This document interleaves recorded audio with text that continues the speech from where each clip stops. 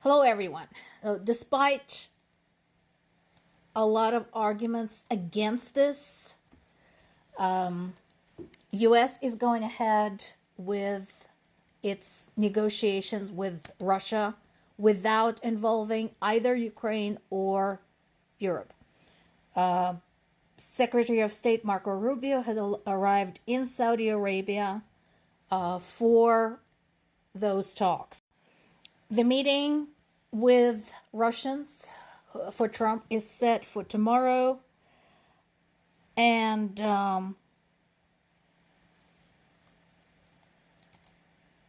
Trump's plan to turn the Gaza Strip into a popular resort is on the same agenda.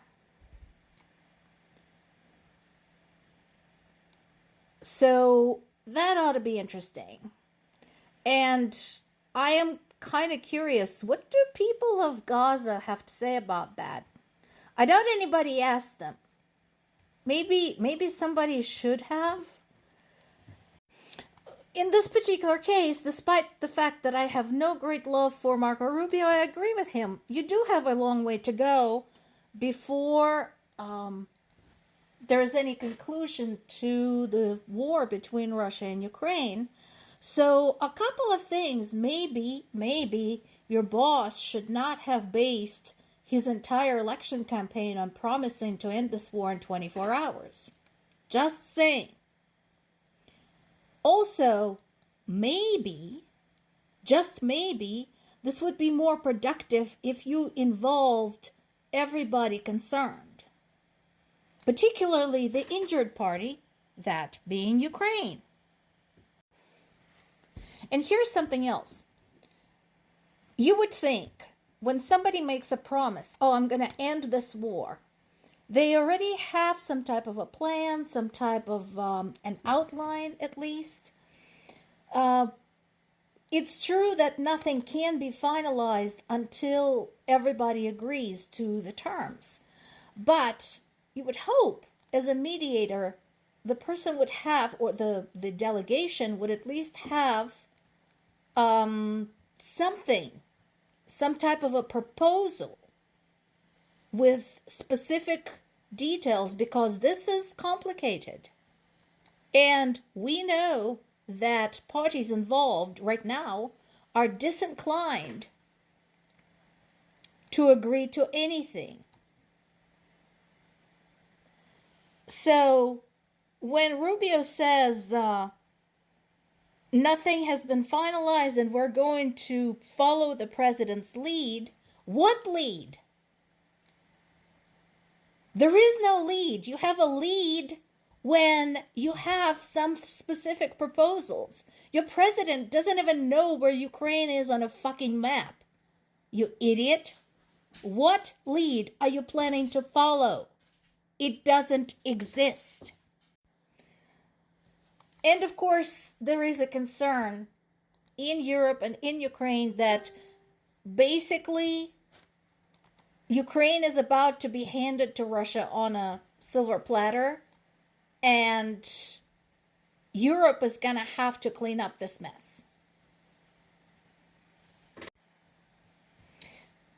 Particularly disgusting was Trump's suggestion that Ukraine should give up 50% of its rare materials mining product to the United States.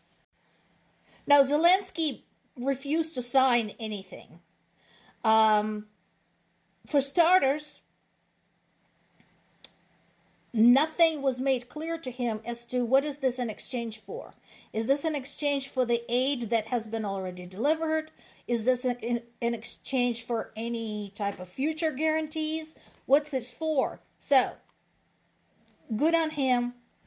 He didn't sign, and he shouldn't sign anything of the sort. And in addition, why do you think Russia wants Ukraine? Those rare minerals are worth insane amount of money. What everybody should be clamoring for right now is helping Ukraine get rid of Russia and then getting in with Ukraine on all of that rare mineral mining and helping to get a piece of the pie on Ukraine's terms. But no. Let's just hand it to Russia. Oh, and let's hand half of it to Trump. There is a summit being hosted in Europe without the U.S. participation, basically to address not only U.S. locking out European states and Ukraine from the any conversation with Russia, but also U.S. position as it stands today as an international emergency. And he's right. They should be treating it like that because it is an international emergency. Zelensky, meanwhile, is also headed to the Middle East. No, this has nothing to do with the negotiations with Russia. This has to do with the negotiations for another prisoner exchange.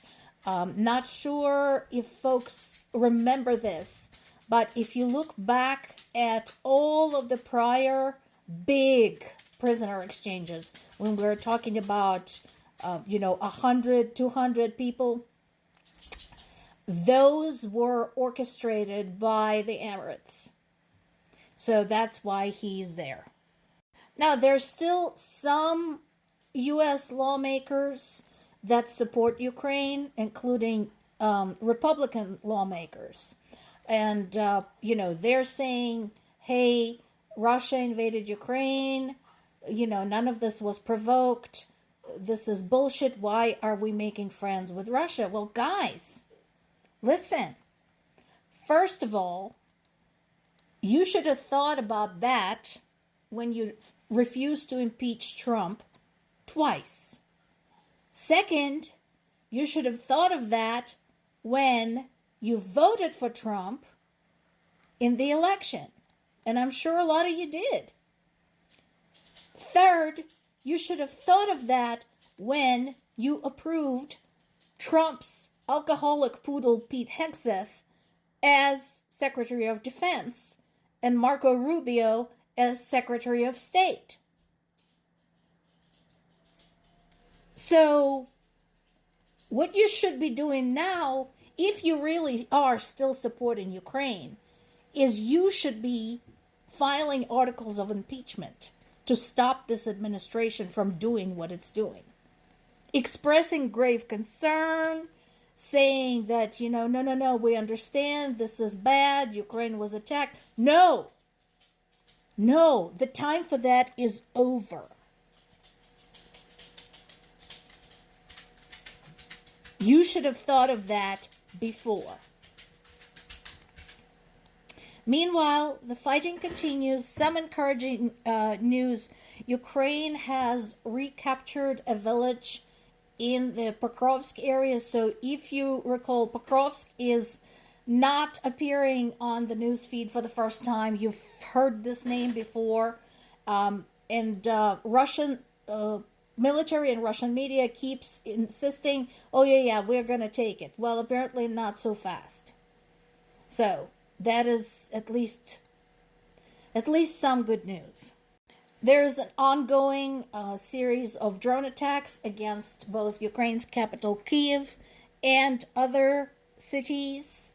Moldova is seeing Russian drones in its airspace since, it's right there. Again, pull up a map, take a look where Moldova is at. So that's going on. And again, I've been saying that for a long time. One of these days, this shit is going to cross into EU and NATO territory and hit something as important and actually kill somebody. That is going to happen, and there's going to be lots of thoughts and prayers, and I'm going to say, well, I told you so. While Europe is trying to develop a security plan without U.S. participation, Ukraine is still fighting.